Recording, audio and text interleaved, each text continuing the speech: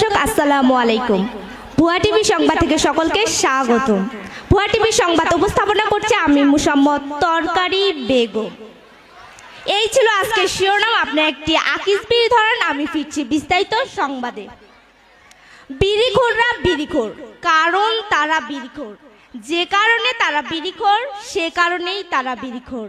যার জন্যে তারা বিড়িখোর, মূলত তার জন্যেই তারা বিড়িখোর।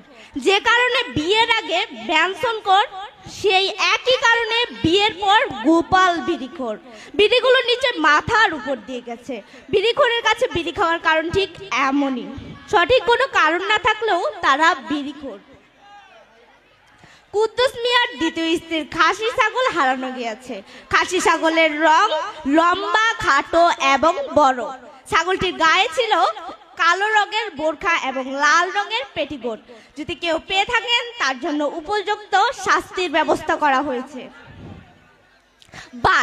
বাঁশ উৎপাদনে বাংলাদেশের অবস্থান অষ্টম, কিন্তু বাঁশ দেওয়ায় প্রথম স্থান অর্জন করেছে বাংলাদেশ।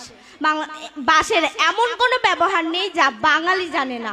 তাই তো যে যেভাবে পারছে প্রতিনিয়ত একে অপরকে বাঁশ দিচ্ছে, হয়তো সামনে থেকে, নয়তো পেছন থেকে, হয়তো আইখ্যাওয়ালা বাঁশ, নয়তো আইখ্যা ছাড়া বাঁশ।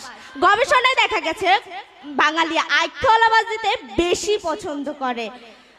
বিশ্বে এমন বাঁশের ব্যবহার আর কোথাও দেখা যায় না। বাঙালি বাঁশ ব্যবহার করে রাস্তায়, বাঁশ ব্যবহার করে ব্রিজে, এমনকি এবার আন্তর্জাতিক ক্রিকেট স্টেডিয়ামে বাঁশের ব্যবহার দেখা গেছে। শরীয়তপুর জেলায় জাজিরা থানার রূপাবরহাট বাজারের পাশে নির্মিত এক বাঁশের সেতু, যার নামকরণ করা হয়েছে মন্টু বাবুর বাঁশের সেতু। সেই সেতুর উপর একটি সাইকেল দুর্ঘটনায় 4 জন আহত, 4 জন নিহত এবং ড্রাইভার সহ আরো 4 জনকে পাওয়া যাচ্ছে না বলে ঘোষণা দিয়েছে সেতুটির কর্তৃপক্ষ। সবশেষ জানিয়ে দিচ্ছে আবহাওয়ার খবর।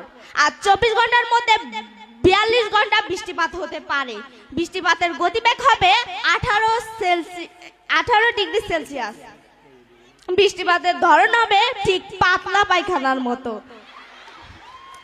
কাল সূর্য উঠতেও পারে, নাও উঠতে পারে। এই ছিল আজকের সংবাদ। সকালে ভালো থাকুন, সুস্থ থাকুন।